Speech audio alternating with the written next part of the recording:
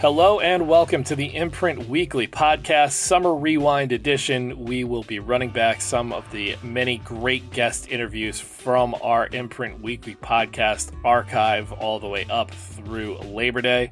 I'm John Kelly, Senior Editor of The Imprint, a daily news site covering child welfare and youth justice around the country. You can read all of our coverage at imprintnews.org or check us out on Facebook or Twitter at the Imprint News. You can also sign up on our homepage for our free weekly and monthly newsletters. And for professionals in child welfare and youth justice, subscribe to our Youth Services Insider section for a closer look at news on business policy and practice. The Imprint Weekly Podcast is also a member of the SafeCamp Audio Network. You can check out our show page and all of SafeCamp's other great podcasts at safecampaudio.org on the web or at SafeCampAudio on all social media. We conclude the Summer Rewind series with one from 2 summers ago. This is episode 89, entitled A Fourth Path to Permanency. It features Patty Dew and Leslie Gross. At the time we did the interview, Patty was with an organization called Epic Awana in Hawaii, and Leslie was and is with the Annie E. Casey Foundation. And since the conducting of this interview, Patty has also joined the Annie E. Casey Foundation. Of course, the most familiar forms of permanency for those who experience foster care are to be reunified with their parents, to enter guardianship, often with relatives or close family ties, and then adoption. For those who do not experience one of those, it has usually meant aging out of the system and into adulthood, and somewhere around 20,000 youth experience that still every year. What Patty and Leslie came on to talk about was this concept called the soul family, which you'll hear about in this interview. Basically puts older youth in foster care in the driver's seat when it comes to putting together a picture of permanency for themselves as they move towards adulthood. And I wanted to feature this in the Rewind because when they came on, this was just an idea. It was developed by a group of former foster youth, including Patty, and this legislative season, Kansas became the first state to basically codify this concept into law and make a soul family a legitimate fourth option for older foster youth. Now, it will likely be a little while before the first one of these takes place and we see, a soul family established or anything like that. The first step, of course, is going to be the process of making sure that workers know about what this option is, both in the field and in the courtrooms. But, significant that a state has codified it into law, and this idea came from, or in the course of 2 years, from just exactly that, just an idea to being reality. For any of you visual learners out there, Patty did a really great job talking through a diagram about soul family for us last year on an online conversation called Getting to Self-Sufficiency.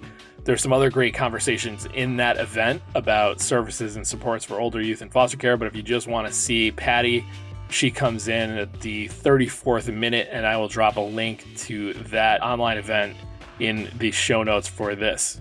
So without further ado, enjoy our conversation with Leslie Gross and Patty Dew about the soul family model.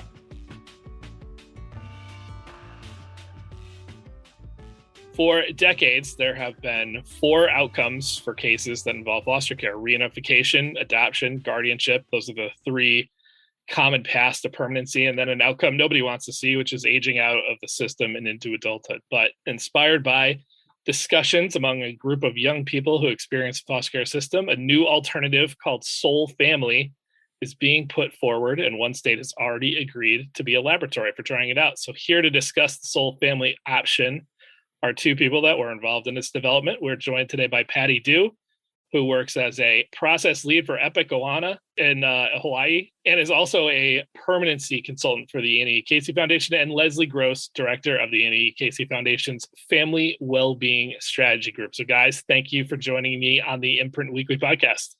Thanks for having us. So first question to everybody, just so the folks get to know you a little bit. You got to give me one of your favorites, movie or TV show, book, musical group, or sports team. Leslie, I'm going to make you go first. What do you got? Okay. This is a hard one. I'm doing a lot of reading these days, but a recent one that I just finished. So we'll go with a recent favorite is a book by Lori Frankel that's called This Is How It Always Is. It's a novel about kind of the complexities of parenting and child and adolescent development, and really addresses some of the transgender issues. So that feels really relevant to me in this moment. But it actually has lots of humor and just a really beautiful story.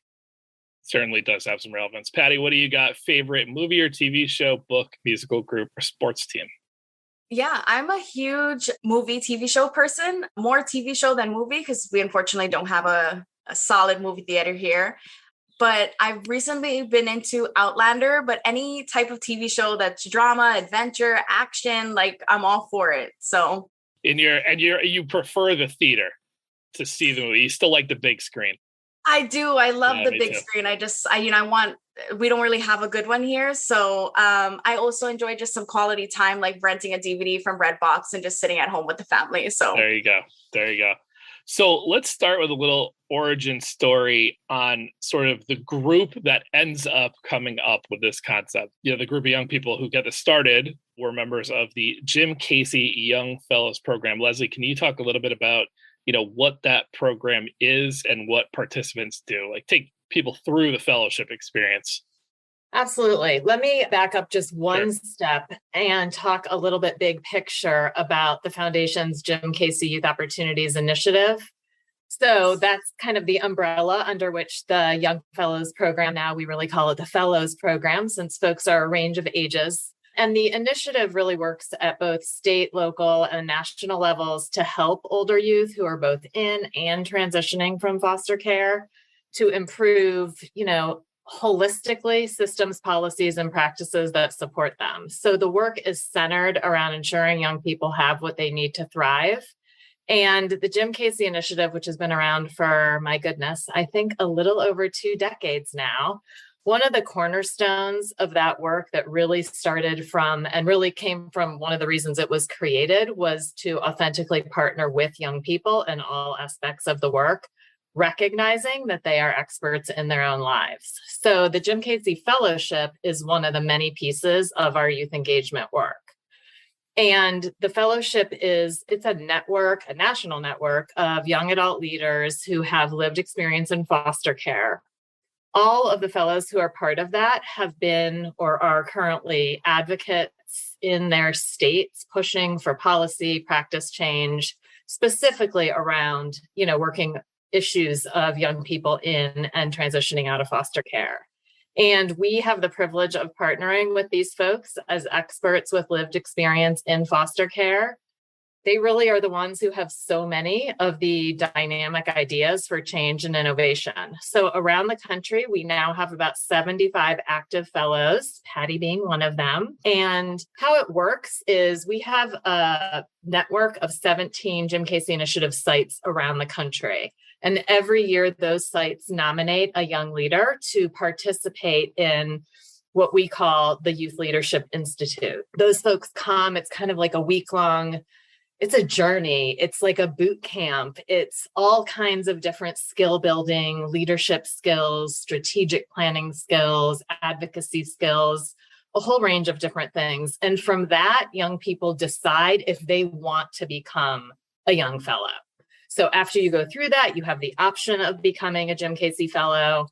And the fellowship then really is a range of opportunities, partnering with the national team on all different kinds of projects, really all of the work that we do. One of those things is serving for a period of time on what's called our advisory committee. And that's a group that advises the national work of the Jim Casey Initiative. And it's about 17 young people. They meet regularly. And it's at one of those meetings that is now over 3 years ago that we started talking about permanency. And really, it was just a time of looking at data and seeing that consistently still 20,000 young people are continuing to age out in this country without the kinds of relationships that we know every one of us needs, foster care or no foster care.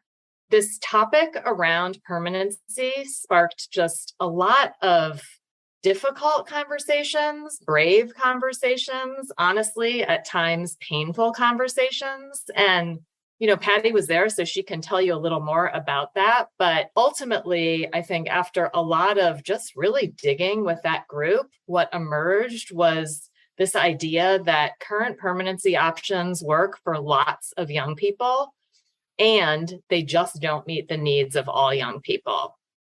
And so that's really what began these discussions around like, okay, so then what? Well, Patty, your own experience in the foster care system really didn't lend itself to the traditional, prescribed outcomes of reunify, guardianship, and adoption, right? Yeah, no. So I actually did at one point in time in my child welfare experience achieved reunification, but even in achieving that, it was difficult as visits with my family was very sporadic. So I basically felt like I was returned home to strangers who I knew loved me, which is important, of course, but then there was no resources or supports to help us figure out like how to reconnect as a family in a family-like setting and dealing with all of the trauma that we had all experienced on our individual levels collectively as well. So as much as I appreciate having achieved it, it wasn't done in a way that I think was very supportive and enhanced our relationship. Yeah, but probably enough that it made you want them to be part of your life in a continuous way, right? For sure. No, my family is definitely the most important thing to me, and I could not be where I am today without their support. I wish that it was a lot easier being able to identify some of those gaps that happened throughout our time in care. And then also just like having someone help us talk about it instead of trying to talk about it as now 25, 26-year-olds and like just dealing with a lot of that hurt emotions that we may not have been prepared to hear from our siblings or even my parents. So yeah. I was trying to ask this of young people who come on the podcast. How did you get connected with Jim Casey? I'm always interested in how do people hear, because we unfortunately have this problem of young people not always learning about the things that they're entitled to or have an opportunity to. So how did you connect? Yeah, in 2013, I had the amazing privilege of being connected with the Youth Leadership Board here in Hawaii. It's the High Hopes Youth Leadership Board, and Epic Ohana is the agency that is partnered with the Jim Casey Initiative to do a lot of that youth adult partnership and that work to really improve systems reform. And from there, I just kind of grew into my advocacy. It's a little rough in the beginning. I'd really taken this very seriously. We laugh about it today. The mentors in my life who've seen me grow into now. This was my life. I didn't know that this was where my legacy would lead me. And it had really provided me an opportunity to use my experience to create change and then to also build these authentic partnership with adults that I didn't know was possible. Like I didn't know I could talk with the branch administrator of child welfare and be able to have an impact on changes that needed to happen. From there in 2016, I was nominated to go to the Youth Leadership Institute or YLI, which I thought was huge because I was like, I'm only 3 years into my advocacy. Are we sure this is something you want to do?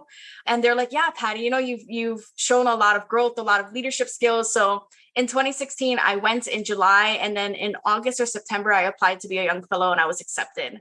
And my journey just grew from there. I continued the work locally and nationally. And it's just been such a huge honor and a privilege. And then in 2019, I actually had the opportunity to join the advisory committee and be a part of that initial group of conversations of permanency. And from that, we got Soul Family. So let's talk about this new model. Patty, what are the defining characteristics of this concept? What sets it apart, especially from, I think we can all kind of guess what sets it apart from reunification, but what sets it apart from adoption and guardianship?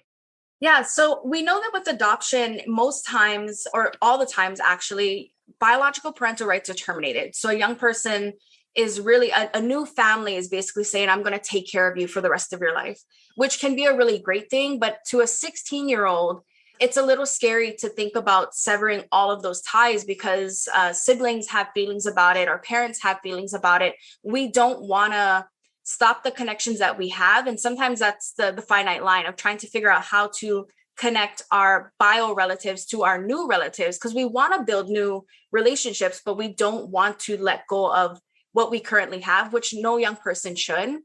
So I love that with Soul Family, a youth is able to, or their parents, the birth parents are able to keep their parental rights. And that also includes being maintained and connected to their siblings. We know that with legal guardianship, that ends at 18. We felt that it was not a good enough option because it just made this cliff of like, hey, there's a person in your life who's going to love and care for you and take rights and responsibilities of you until you're 18. When you're 18, you're done. Have a good life. We'll see you later. And we just was like, that's not okay that we're saying at 18, the relationship is done.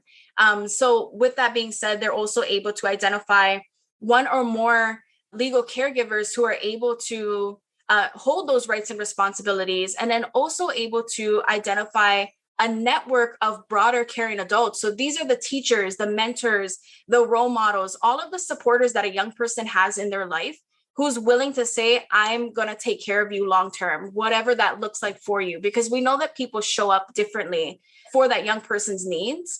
For example, a young person might want a teacher or a coach to be a long-term caring adult to help them on their educational pathway, or maybe it's an employment pathway. So we're really able to formally recognize these other adults in this person's life who can provide support for them. So I guess my question is like, especially for the people that the young person chooses to be the people that are going to take care of them instead of in a guardianship, is the idea that by signing, or like coming to the table in this agreement, they are kind of legally saying, I'm going to be this person. I'm going to be in this person's life for the rest of their life in a way that a guardianship wouldn't.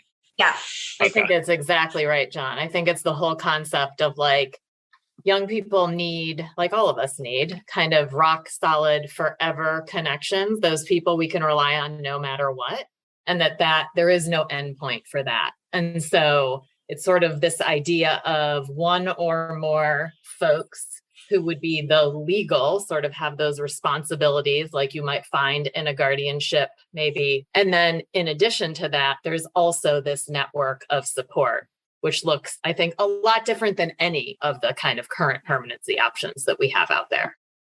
Patty, I don't want to put you on the spot if you don't want to do this exercise, but I think it would help people, or maybe we could just do this hypothetically if not.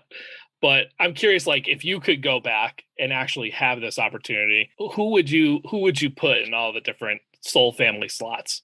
Yeah, I love this question because I've actually done this activity multiple times in sharing about Soul Family. I literally have this like graphic of 16-year-old Patty, because Soul Family is meant for young people who are 16 and older. And then like who would have been my new legal caregivers, my supportive adults, and how would I have been able to really strengthen relationships with my biological father and my siblings through Soul Family. So at the time when I was 16, I was actually in one of the best homes that I could have been in my life. And unfortunately, I was also 16. So adolescent development, I had experienced a lot of trauma. So I ran away a few times. And that caused a little bit of turmoil within the relationship, but it also made my resource caregivers feel as if I didn't want to be there. And they found that as not being helpful. Like them keeping me there if I didn't want to be there wasn't helpful. So I had actually left their home, moved into a shelter, aged out of care. But I say it was the best home because it was the first home in which someone just loved me for me. Like I've never seen other foster parents or resource caregivers show up in the way in which they did, where when I was having a troubled day or when there were family outings, they never introduced me as, oh, this is my foster daughter. It was always, this is our daughter. She's a part of our family. She's a new member. And I never felt out of place. So if this was available at 16 for me, I would have chosen Tony and Amber, who were my resource caregivers at the time, to be my new legal caregivers. And just throwing it out there, they're still very heavily involved in my life today. They're mom and dad for me today. That's awesome. And yeah, no, I would not be here today without them. And I think what would have helped at that moment is Soul Family allows for all of these different connections to happen while being supported by resources. And I would have been able to identify them as for my case, 2 legal caregivers, while also utilizing a lot of those post-permanency resources that young people need to strengthen the relationship. So instead of when times got tough and people were like, well, throw her in therapy a little bit more often or provide Patty with services, we could have really used services for us as a family to strengthen those times where it got a little harder. I also would have identified a few of my maternal aunties to be long-term caring adults for me or caring supporters for me. They were always like in my life as background people, but I don't think it was explained to them how they could stay connected with me and vice versa, how I could stay connected to them. So it was always like, hey, there's a biological family party happening. You can come if you want to, but beyond that, there was not much. But there were also moments in which they stayed really up to date in how I was doing educational wise, what was going on with my employment, wishing me well and congratulations. And I'm so proud of you. So I would have liked them to be there in my life for long term.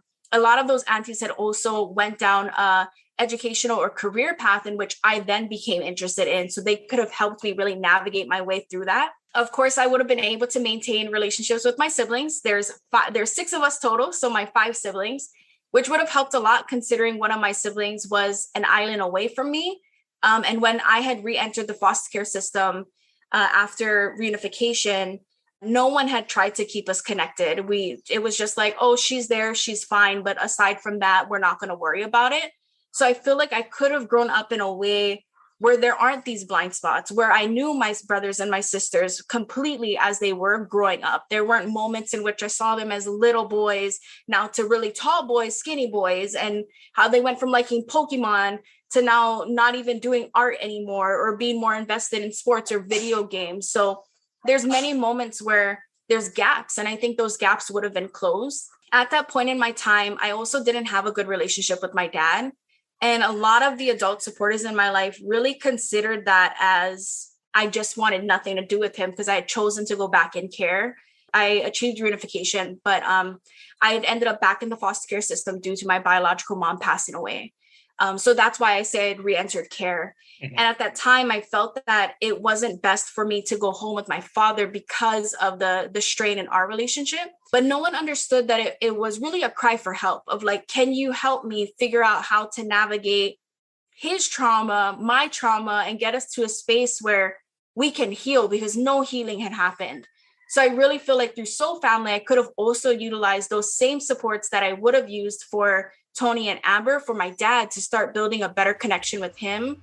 So hopefully today, as a 27-year-old, he could have been the dad that I wanted at that point. Hi, my name is Christy Rennick, and I'm co-executive director of Fostering Media Connections.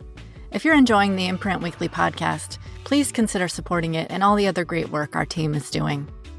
Every day, Fostering Media Connections is reporting on important child welfare and youth justice news through the Imprint, our daily news site. We're reaching foster and kinship caregivers directly in their homes with our award-winning magazine, Fostering Families Today. We help youth with lived experience share their stories and views through our Youth Voices Rising program.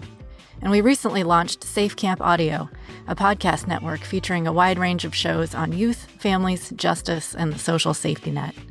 To support our work and the amazing people who do it, please visit fosteringmediaconnections.org/donate. That's fosteringmediaconnections.org/donate. Thank you. I guess a philosophical question here. So once a youth, you've mentioned a couple of times the number 16. So that's kind of how you guys view as the initial eligibility age for this. So once a youth reaches 16, do you see this as an option that should be even with the other 3 pathways, or would you like to see this positioned as a catch between those and aging out?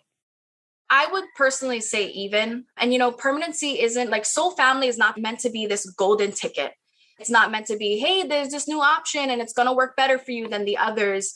And because we know that adoption, legal guardianship, and reunification can work, but there's also now this new option that young people could choose if these other ones don't fit their permanency circumstances and needs. Yeah, no, I think that's exactly right. I mean, I think we often prioritize or, think that certain permanency options are better than others. And I think that sort of just goes counter to thinking about the complexity of relationships, the needs of young people, their cultural traditions, all of these factors that come together. So I don't think any, permanency option should be like on this rating scale of like better than another. I think we need a healthy continuum of permanency options to really just meet the needs of all young people. And I think our thinking is young people shouldn't be aging out of the system. Like that just shouldn't be a thing. Like we've come a long way in a lot of different areas. And like the fact that we still have 20,000 young people, whether it's at 18 or 21,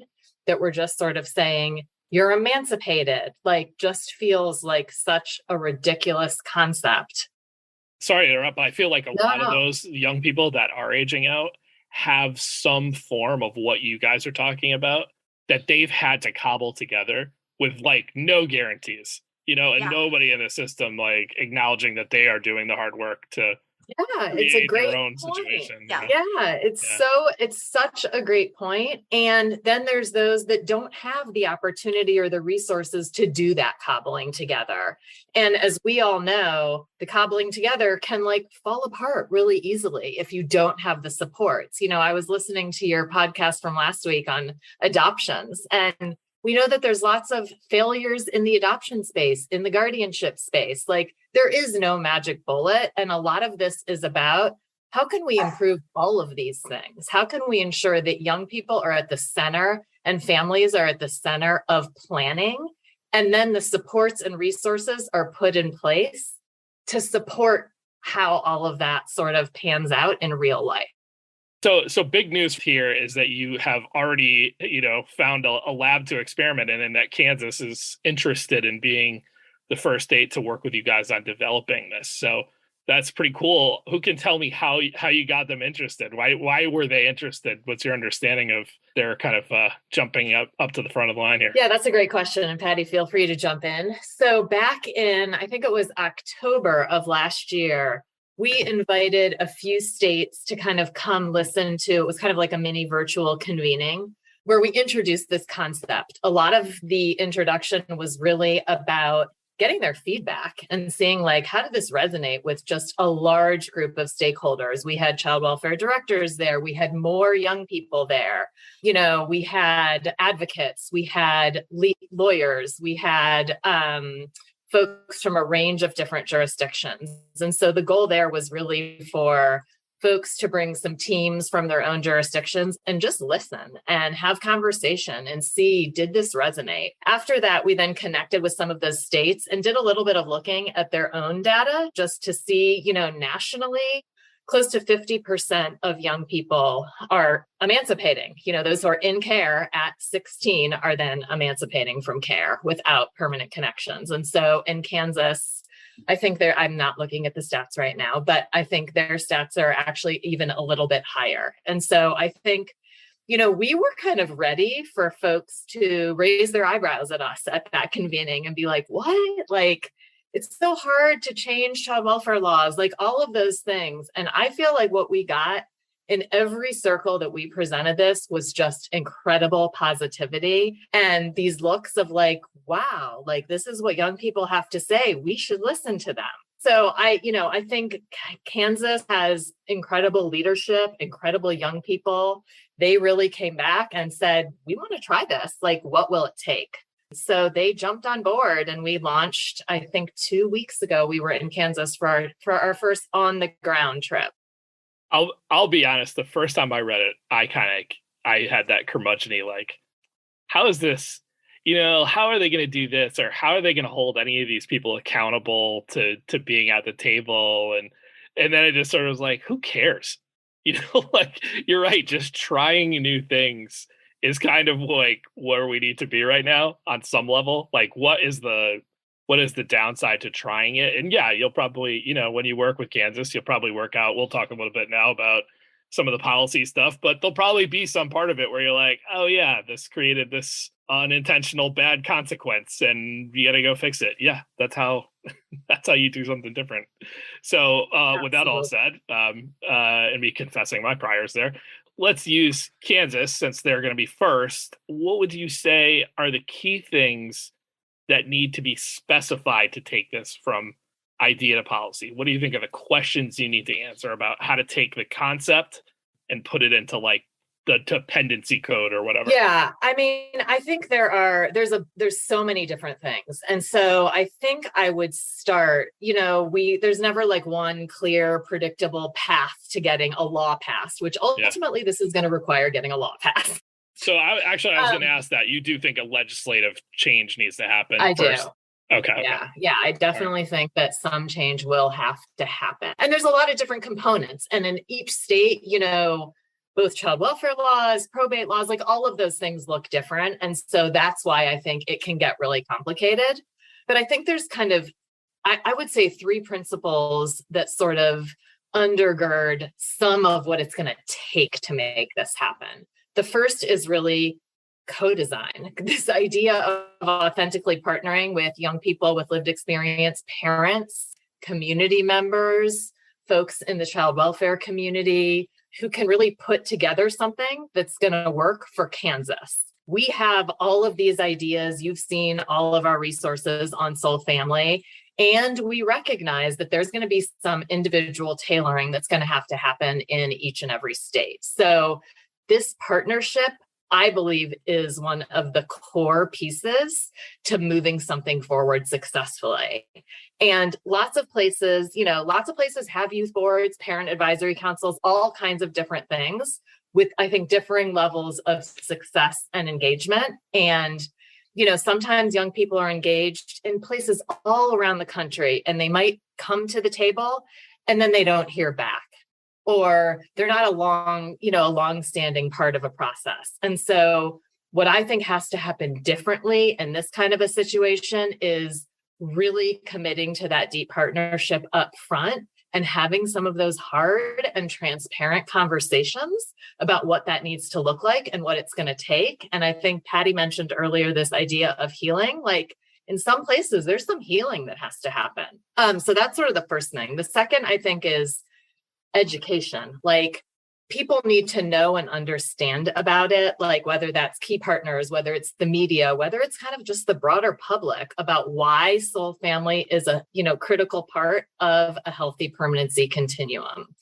I think applying the principles, some of like those key things that are beneath Soul Family, also can help to improve other permanency options. And so I think educating folks on the why of that is really huge. And then I think just the whole idea around committing to respecting the voices of those with lived experience and designing laws that impact them. And that could be soul or frankly, anything else. That young people really have to be at the center of planning for their own lives, and not just young people, but families too. So I think those are sort of the 3 big picture things that it's going to take. And then we kind of get into like, what does partnership look like, and who needs to be at the table, and how do we begin to address what I think will be a series of complex questions about how to make this option a reality. Questions we get asked like, well, if you're 16 and a half, let's say, do you have to live with one of those primary caretakers? Does that person have to be licensed? Like there's all kinds of nuances that I think individual states are going to have to address. We talk about what it means to really be a soul family. Does that come with inheritance rights? Well, then you're talking about probate laws. Like there's so many different pieces of this. And so that's why we think that, states are really going to have to address some of these ideas with support from the young people who created this and from the foundation as well. Patty, anything to add to that list? No, I think Leslie answered that really perfectly. I would say the one thing I'm super excited about in getting started with this work, like aside from all that Leslie's lifted up, is really looking at practice on the ground too. How are we currently talking with young people about permanency? How are we engaging them around their permanency plan, or even those who are thinking about adopting or legal guardianship? And I think that's really what's going to be a game changer on top of the legal aspect of it, is really changing how we do the work. So that way we're not just making soul a reality, but we're also improving the existing options. So everything's more uniform and more finite for these young people to just simply be involved in having a say over their lives. I wrote a few down. Tell me if you aren't worried about these, and this is just down the line things. How are people in a soul family vetted safety-wise, if at all? Would a primary legal relationship be compensated like a foster home? Compensated is not the right word, financially supported. And what is the specific permission or access somebody designated as long-term gets with a young person? Like, what is the difference once they're tagged in that box? What does it mean, I guess? So I guess those are the three. Any thoughts on any of those that you guys have? I just want to say with the first one you said, I was a part of of course, the initial conversation with the 17 in the room. And then afterwards, there were a series of several phone calls with few of us to really think about the design. So like, how would this work? What are some things we need in place? And I remember this conversation very vividly to today, because there was a lot of debate, I'm going to call it, about vetting these legal caregivers. Like, what does that look like? Because we know what it currently looks like to vet resource caregivers today. And we know it varies in different states. But then a lot of us started to bring up experiences in which we were like, I had this auntie who wanted to take me in, but couldn't because of this one thing. Or I had a grandma who had something on her record, like a misdemeanor, like something very minor, but because that was on her record, she couldn't take me in. And it was a lot of like, well, what are the red flags? Because we can't just say anyone could become a soul family, because we want to ensure that young people are also safe, that yes, they're loved, they're given a place in which they're cared for, where they experience some belonging and they know who they are. But we also have to make sure they're safe as well. So in regards to the answer, I know that there's going to be some things in place, but I definitely think that's going to be up to Kansas to figure out like what's the best way to vet these people.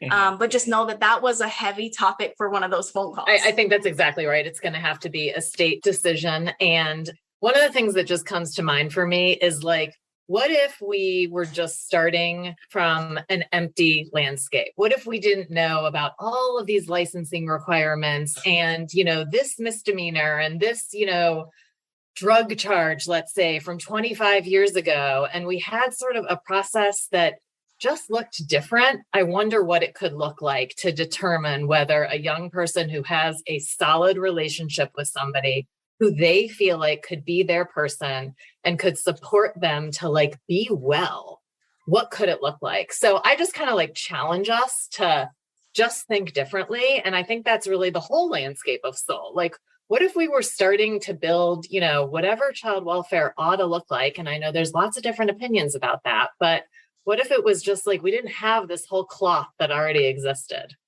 Yeah, I totally think that's the right approach for certainly Kansas. And then I think, hopefully you guys will probably end up with like a checklist out of this experience so that the next state that's interested, you can be like, here are the questions you have to answer, because we just spent a year and a half trying to figure all this stuff out. So just be prepared. Don't take too long doing it. Yeah. And all those questions that you already mentioned, we have on a list. One of the things that we honestly tried to start doing was like, could we create some kind of model legislation? We sort of stepped back for a minute after we started doing that and really saying, okay, wait a minute, like we need to really go in and kind of, like you said, be in a lab on the ground with people who are doing this work in a place and figure some of this out. But that could lead us to more capacity to be able to say, okay, these are like the 20, however many questions, right, that we have to answer that have to be embedded in different ways, either in practice or policy, because we all know that passing a law doesn't do anything if it isn't implemented well. Like we've learned this time and time and time and time again with federal laws, with state laws. And so the practice that goes along with this whole concept of soul is really, to me, the most important piece. Patty Dew and Leslie Gross, we appreciate you jumping on here to talk this all through. And I will link listeners to some resources that you guys have put out about this. So anybody who wants to read up a little bit more on the soul family concept, you could just jump into the show notes and see that. But Patty Dew and Leslie Gross, thanks for joining us on the Imprint Weekly Podcast. Thanks so much, John.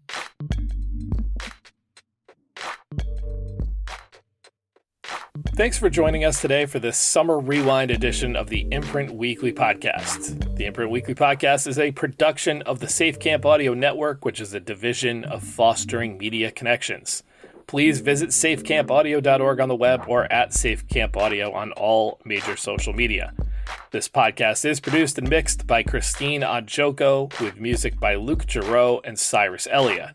If you enjoyed this episode, we would love it if you consider subscribing or giving us a 5-star rating on Apple, Spotify, or wherever you download your podcasts. And we would greatly appreciate if you would consider supporting our work here on the podcast and in print. Small donations from our listeners and readers go a long way towards helping us grow and cover more great stories in child welfare and youth justice. To support us, it is very easy. Just visit imprintnews.org/donate. You can follow The Imprint on Twitter and Facebook by searching the handle @theimprintnews and visit us on the web at imprintnews.org. You can email us at tips@imprintnews.org. I'm John Kelly, and we'll see you next week.